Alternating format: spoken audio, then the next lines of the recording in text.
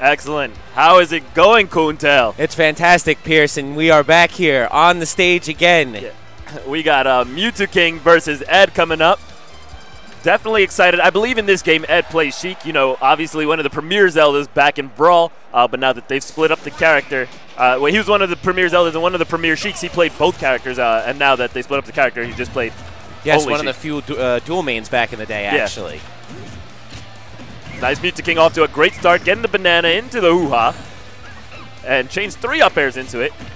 And Sheik is actually one of the few characters considered to have a favorable advantage versus Diddy, but she's also considered much harder to play than Diddy.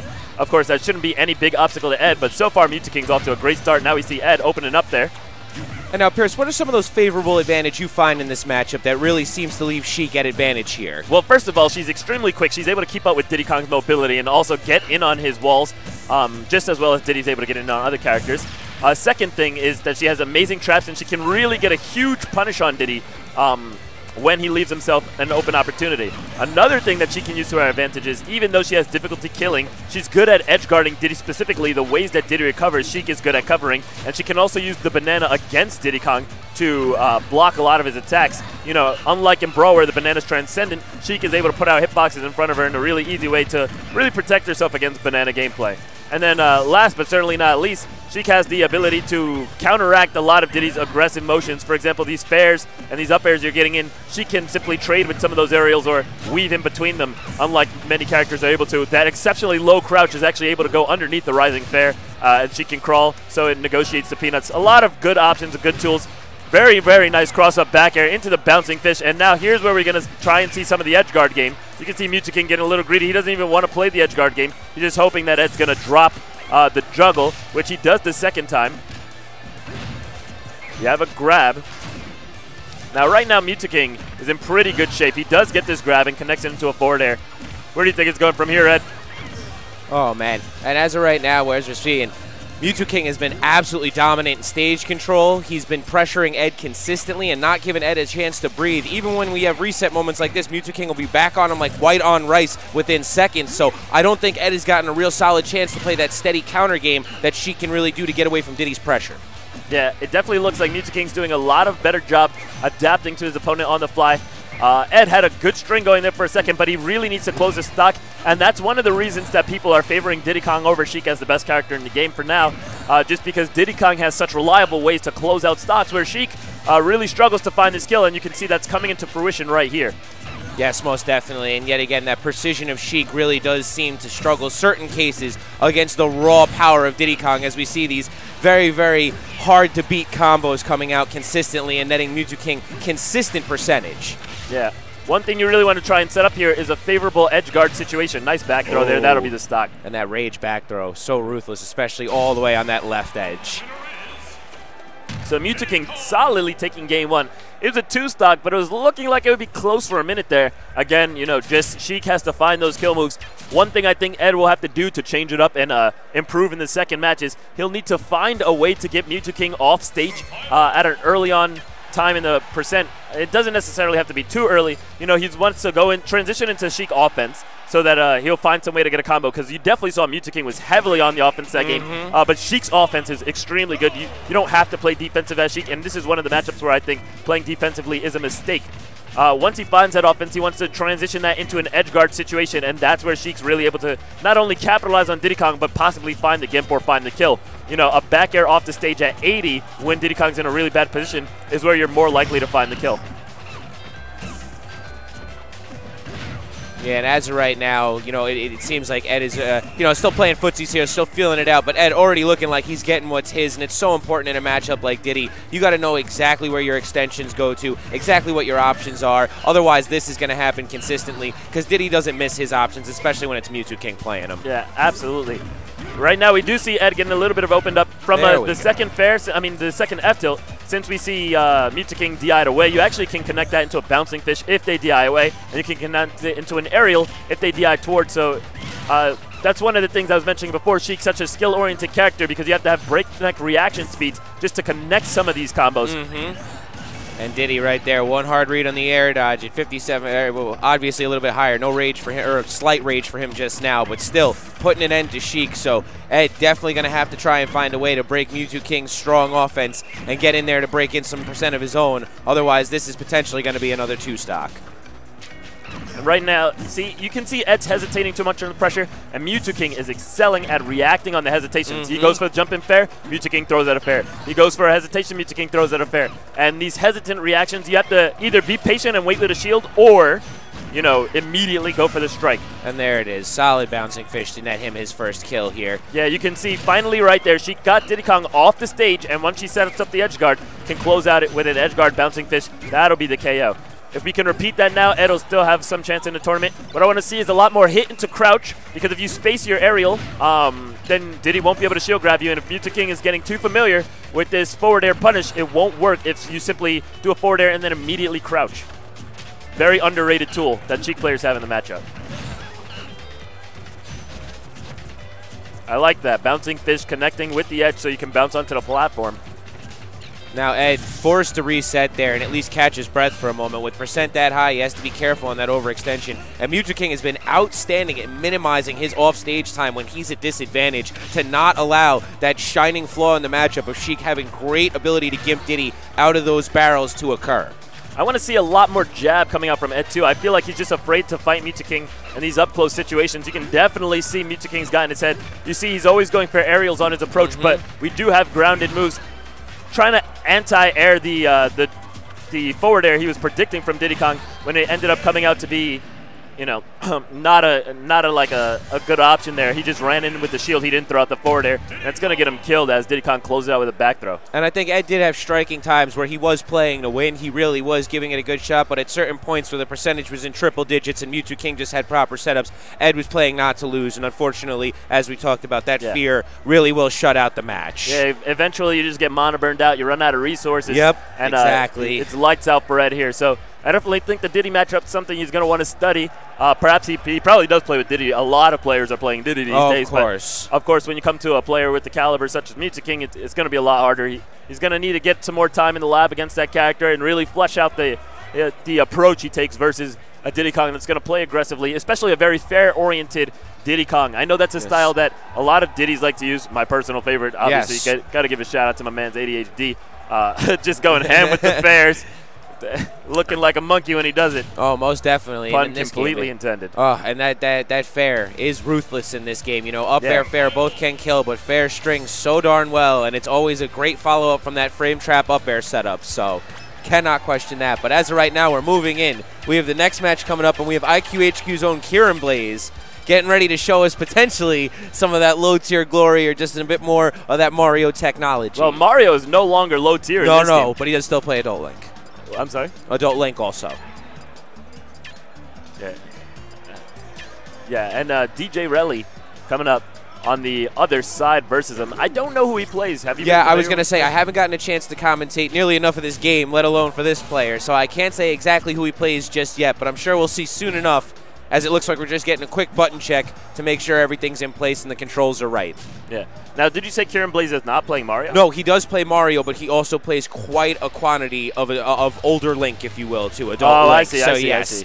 That was the throwback to both of his mains during Brawl, one of which rose through the tiers gloriously. The other one got a little bit higher up. But still in Hyrule tier. Yes, exactly.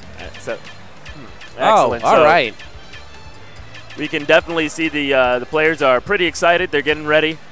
Right now, nothing too hype going on, just name selects and everything going in. But how's it going, guys? You know, definitely really great to be here. Apex 2015 started from the bottom, now we're here. Yeah, exactly, right? Back on Spooky as always. Yeah. The excitement is real. Yeah, big shout outs to Spooky. Very, very glad to bring him back for this Apex. Glad to have him, you know, back here hosting the event for you guys. Definitely glad to bring you a quality stream. And as you can see, so far the matches have been of the utmost quality, and it's only going to get way better from here. Definitely looking forward to tomorrow for Day 3. It's going to be insane. Definitely. Day 3 is always Who's your favorite? Yeah, okay, I got to ask, who's your top 3 to win the event? Oh, goodness. Top 3 for Smash 4. I mean, I at that point, I might as well just be rolling dice as of right now. These guys have been so over the board. But as of right now, I'd love to see Mr. R go up there. Okay. He's done an unbelievable job. As of right now, I know some of the Japanese players have been doing incredibly well. I believe Nietono was doing outstanding not too long ago at a recent Jersey tournament, and I'd love to see what he has to bring because I love seeing the Japanese get over here and throw some names out there. And then lastly, as always, a little bit of bias, but I'd like to see Vinny make his way up there too. Absolutely. Definitely 3 strong players with a shot at the bronze at least. Yes. And here we see Kirin. And you're right, he didn't stay to that Mario. He did bring out the Link. And he's been working on that tech ever so hard. But Sonic, another character from Brawl who seems to have seen a nice jump up in that tier list as we see nowadays. And, you know, a lot of people are mentioning, okay, which characters are good, which characters are bad. The metagame is developing a little bit. But, I mean, Link is a very unexplored character. People are just assuming Link is bad because he plays like brawling. But a lot of characters that play like their Brawl counterparts are still really good. When you have an improved combo system and different mechanics in the game, there can be a lot of things that make him really good. Right now, Link is putting in that work. Most definitely. And also, as we remember, circa 2008-2009 of Brawl, it was very simple to underestimate matchups or think you had a good idea of them before walking in, and having one of the heroes of their character give you a complete showing of what you had wrong in your knowledge base. So. Yeah, and so far, I really like the way Kirin's playing. He's playing a very solid keep-away game, not giving Sonic too easy of a time approaching. And Sonic's a character that's actually very good at approaching in the majority of matchups. So if you got a character this fast hesitating against you, you're definitely doing something right. He's putting in a lot of damage, a lot of pressure. Unfortunately, we do see the shields drop or the shield stab. A little difficult to tell in that situation, but that'll be great news to Kirin as he takes off that first stock. And yes, as of right now, we're seeing that DJ Relly is a little bit flustered, but definitely not too far behind as of right now. Sonic very good, as we said, of stringing, getting what's his. That potent back throw nowadays, too, definitely can help him out with Link's weaker recovery. So we'll see if he can make the adjustments here and potentially bring this match a little bit closer. I really like the projectile zoning from Kirin there, but fortunately for Sonic, he doesn't fall into that trap. Is that a gimp? No, slightly improved recovery. I remember the days when your stock would be over just like that, so good thing for Link that he has received some upgrades. Yes, definitely, now that that recovery is no longer traveling about 1 character length up, if that. All right, both players in a very neutral position. I really like DJ Relly's patience there. He didn't spot dodge or anything like that. He just had confidence. He said, Link's bad as grab, and I know you're not that bad, so I'm not going to go for a spot dodge here. I'm just going to block through your jab string. Of course, there's not the same style of jab canceling that you had in the previous game, but we do see a cross up into a back throw here. That'll be the stock. We're side up 1-1 here. 44% to make out. Another buff to Link. His bombs no longer do friendly fire to him as easily as they did previously. And as of right now, we're sitting there waiting to see who wins this footsie battle, as Link is winning the percent war, but Sonic still playing it properly and has done a great job of respecting Kirin when he's at slightly higher percents, made sure he's going in when he has those opportunities, as we see right here with that great follow-up of 2 down throws. And, you know, he's really doing a good job of trying to get his percent back, but Kirin, with that solid Hyrule-style wall, just holding him out. Yeah, right now he's definitely doing a great job holding the line. You can see that he's quite good at doing what Link does, which is utilizing his very good ranged attacks because he has the sword there to keep his opponent at arm's length, while simultaneously, when his opponent is far away from him, they can't simply camp him out because he's got all those projectiles at his arsenal. Now, we do see the hook shot coming out a lot more, and he's getting punished for it severely. Most definitely, and right there, that's the second time that DJ Relly has managed to put that up B in the right place and give Kirin a scare. Kirin managing to make the right play and get out of it, but if DJ Relly keeps that up at higher percents, Kirin could most definitely be looking at a gimp. Yeah, I mean, we saw for so long that Kirin chose not to go for the hook shot, and it was working out for him. The minute he starts throwing that hook shot out there, it was costing him tremendously, so he made the quick adaptation. He was like, okay, this isn't working out, takes it out with an F smash. Great job to Kirin, locking in that game 1. We'll see if DJ Relly's going to make any changes and where he's going to counterpick for our next round. And right there, you know, after seeing Kirin play so extensively, I think DJ Relly, after seeing potentially the shield stab or shield drop on the up smash, and then the loss to the F smash right there, it feels like that's a little bit of a lack of matchup knowledge. When you get used to Link, you're very well aware of the multi-hits and then the multi-hit on the F smash, whereas that last hit of the F smash connected after a shield drop, and there was the potential shield drop earlier. So hopefully DJ Relly getting a little bit more of a mindset for the matchup and not falling into some of the simpler nuances that are very easy to overlook without that knowledge. Absolutely. Very observant, and hopefully he can make that adaptation, because he's going to need to make KirinBlaze work for those kills a little bit harder if you're giving Link free smash attacks, especially if after you've read that first hit and you've already begun the block on them. It's going to be bad news for you and lights out, because Link's killing potential and power has been drastically buffed. Those smash attacks are way stronger, and Sonic is not exactly a heavyweight character, although his recovery is fantastic. Recovery is absolutely fantastic, that's for sure. But all right, we're breaking it right in here. Looks like DJ Relly's counter pick was Town and City. Town and City, a bit more of an interesting counter pick just because of the fact that sometimes Link with projectiles is great, but Sonic having those aerial platforms give him a great opportunity to mix up his approach on Link and not give Link such an easy, predictable path to put those projectiles in cover area. Yeah, exactly. I mean, Link's projectiles, for the versatility that they provide, because he has 3 plus the claw shot, he is still limited to horizontal coverage. It's really good at locking out opponents in front of you by using the mix-ups with the bombs, with the arrow, with the boomerang. As you can see, Sonic is using these overhead approaches, and that's really good. Now, of course, Link does have that Master Sword, which is good at covering overhead approaches. The forward tilt has a very high hitbox, strong anti-air, and up tilt also quite good. But even still, having the ability to mix those up, you can even see he's mixing up his edge guards here, and it's giving Link a hard time opening up a whole bunch of new options. We see DJ Relly coming out of the gate strong, taking an advantage in the early game. And that was a very close situation right there. Kirin had great coverage with that Gale Boomerang. A snipe. We got Legolas in the building right now.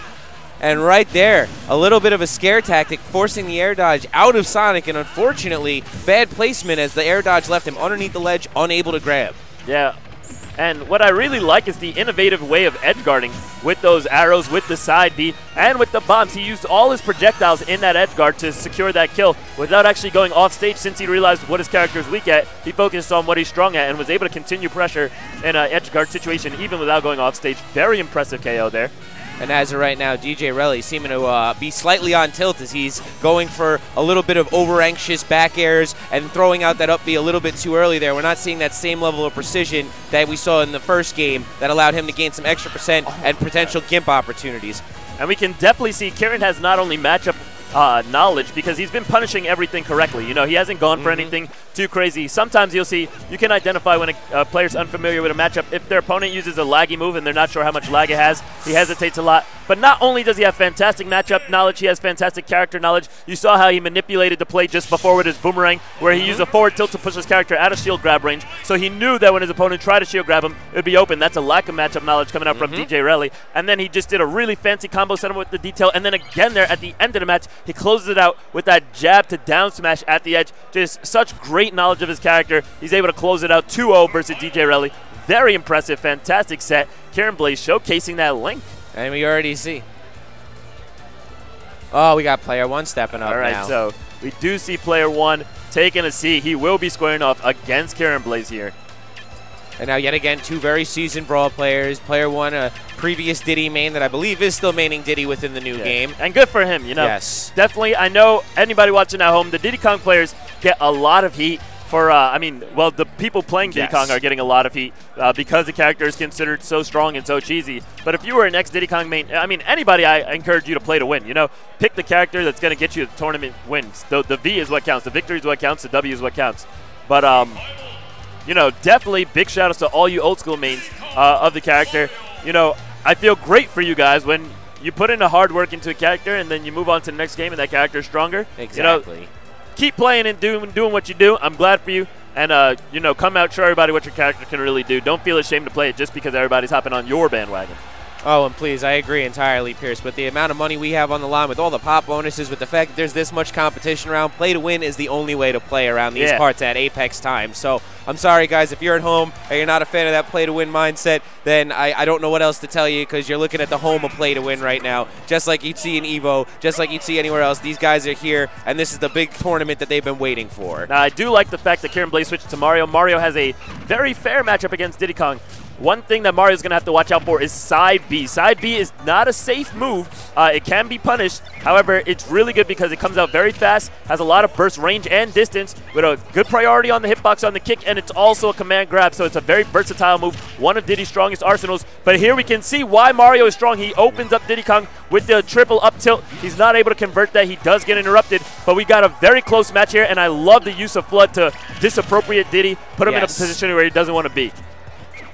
And right off the bat, both players playing great footsies, keeping it really even. We're seeing a solid showcasing of this matchup right now as they're really only going in for what they're aware of. They're starting to feel out what each other have as toolboxy options, what positioning they're ending up taking better advantage at as of right now. Player one finally seeming to win that stage control battle, but nothing to say that this isn't going to change in the next couple seconds. Kirin definitely keeping him on his toes right now, though, as we see those great mix-ups with Flood and consistent pressure on the recovery. Yeah, now one thing I'm going to look for Kirin to find is when he displaces his opponent and he puts Diddy Kong in an uncomfortable position, he's going to need to predict some of the side Bs, because a lot of times what Diddy Kongs will do is they realize their character's aerial mobility, especially with that side B, and their fast falling speed is extremely good, so they'll disrespect your stage control and simply try and side B over you and land in the middle of the stage instead of recovering to the edge.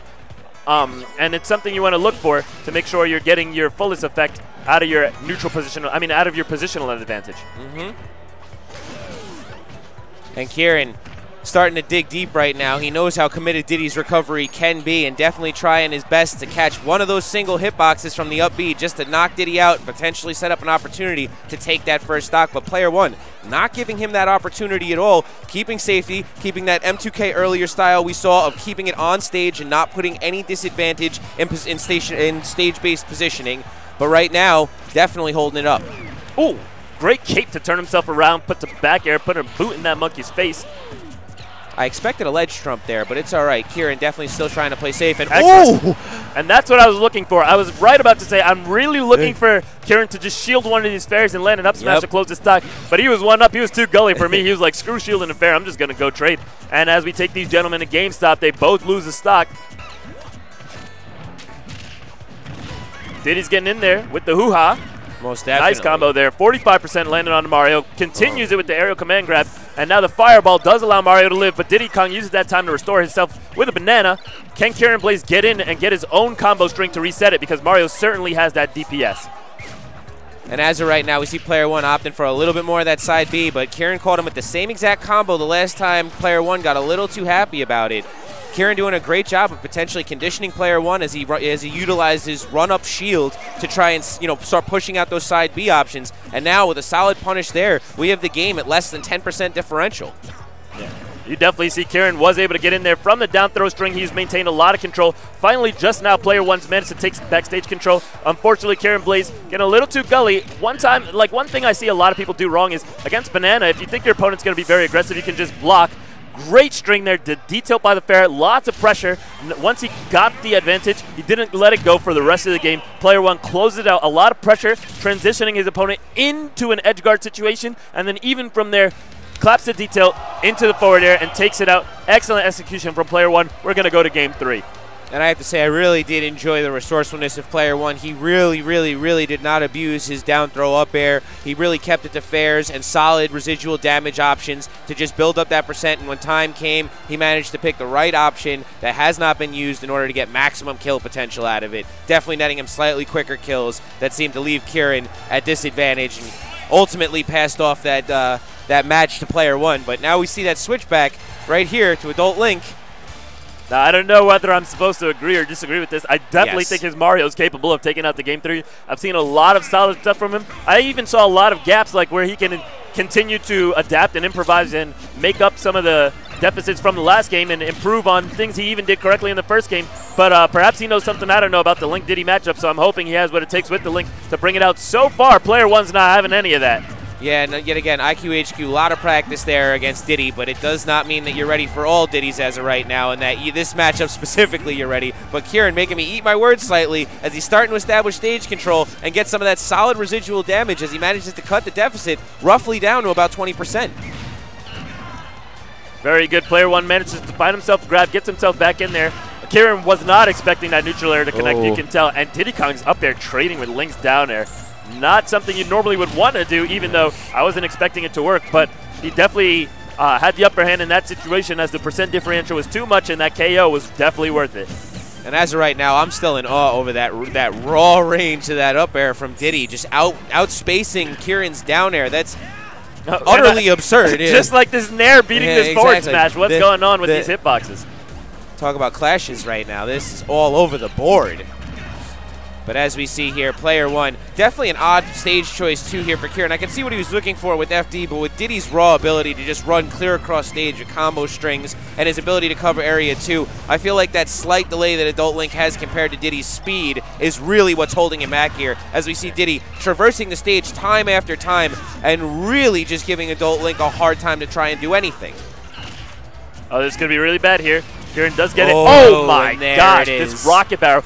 If you think about it, that covered actually a ton of options because you can redirect that. If your opponent jumps, you can blast it up. If your opponent tries to do a ledge attack, the barrel is liable to simply hit off of you and still KO them. All right, so if you're like, it just actually covered a lot of options. It covers standing up, and he can opt not to crash it into a floor as well, and actually just simply go left without crashing. So he actually covered a ton of options there. So player one bringing us some new technology, very cute stuff, closing it out. Not sure about that link switch. I think he would have been great staying Mario there, but of course he does follow his heart right into the loser's bracket.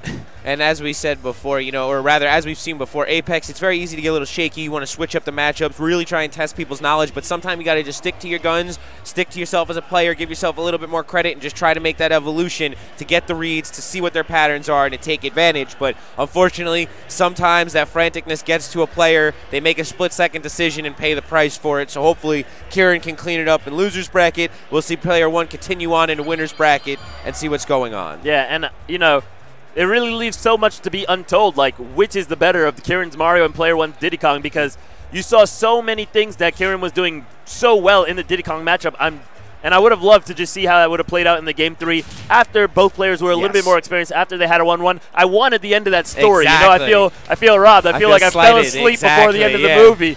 You know, so it's definitely a very disappointing to see that switch into such a disappointing result for KirinBlaze. But I know he'll be back in the lab. Even after this, he'll be back up in the room going hard. Those guys work their butts off, so don't expect this to be the last you see of Kirin. Kirin's a great warrior, and he'll come coming through. But player one, as always, putting on some strong finishes as of late. Yeah, now we do see Dyer sitting down to play. Yes, we do. Dyer's been in the scene for a long, long time. I mean, he's a Melee god. Yeah, exactly. Definitely one of the top players in Melee.